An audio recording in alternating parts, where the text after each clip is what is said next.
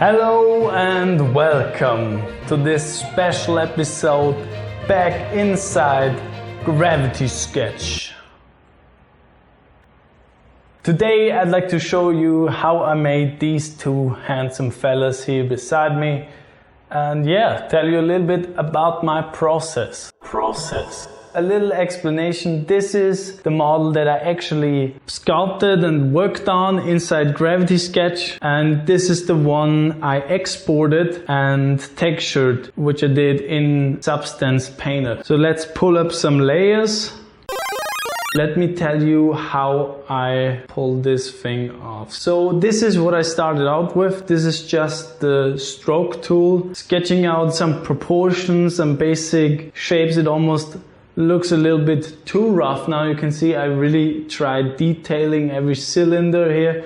Of course, this is not entirely necessary, but it definitely helped me later when I had to put in the surfaces. So the next step was done with the surface tool, and that was actually modeling the surfaces, because now it's just this sort of wireframe version of the character. And my settings on the surface tool are point mode, low poly, sub-D, and this 4-point surface. So if I now go in here, just put in a surface like this, and then I went ahead and just started modeling in the edit mode, and this allows me to just blast these surfaces out. And really awesome, quick and easy method. Just did that with the whole character basically. So now I wanted to share some tips and tricks that I figured out while I was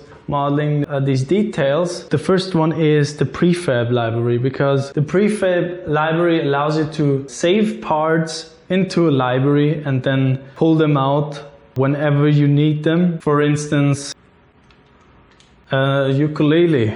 Wow. That's a little reference to my VR pottery video on Instagram. If you haven't seen that, definitely check it out. It's hilarious. Okay, so this saves a lot of time. Reuse parts, as you can see here on the shoulder, I reused this kind of joint mechanism a couple of times, and also these cylindrical plug details on the arms here.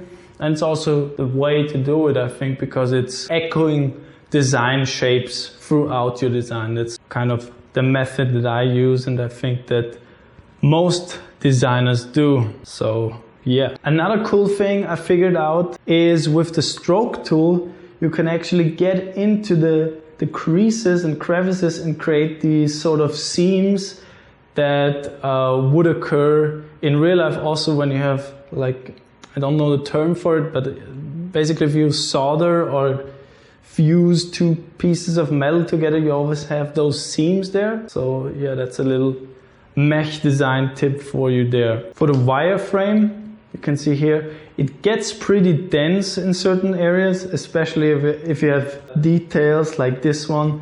This is just the moment where you like scale the model up to the max and look at it from the side and just move points really carefully around. It's really easy still though. It's not like a huge obstacle to scale something because it's so fun in VR. So a lot of tricks revolve around the stroke tool, because there's also a setting that's called the point mode. No simplification, just the point mode.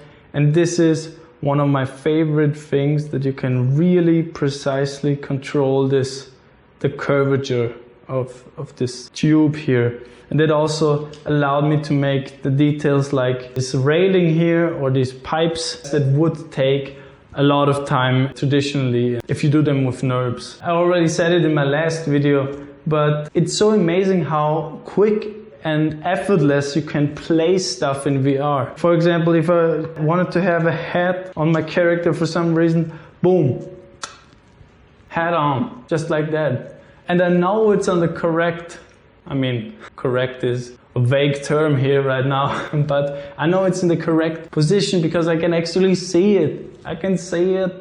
I can see where it is in 3D space, and that's just a luxury that I will never want to miss. I was always a little bit uncomfortable with my abilities to design directly in 3D because of these limitations where you can't just free-form shapes and like map out a bunch of ideas. This is the tool that does it for me. Like I would never be able to model this off the top of my head in any other software that I know. So, and it's free. Yeah, did I mention that? It's free. Yeah, finally. So just a really awesome piece of software. Another thing that I sort of discovered is that you can import textures. You just have to go under your reference images and then import the texture that you want as a plane. As soon as it is in your scene, you can now select it here on your color picker. So as you can see, this is the texture that's on there, and you can even like color it a nice blue. Hey, I like your style, bro. Let's get him back to white. As you might have noticed, he has the toon shader on, so I can also go for the reflective material or the basic material or even just the flat color of the texture. But I think the toon shader looks really cool as it is right now. So let's do some sort of leaning pose for the end card. If you like this video, consider subscribing, check out Gravity Sketch, and yeah, just keep being creative. Have fun. Bye.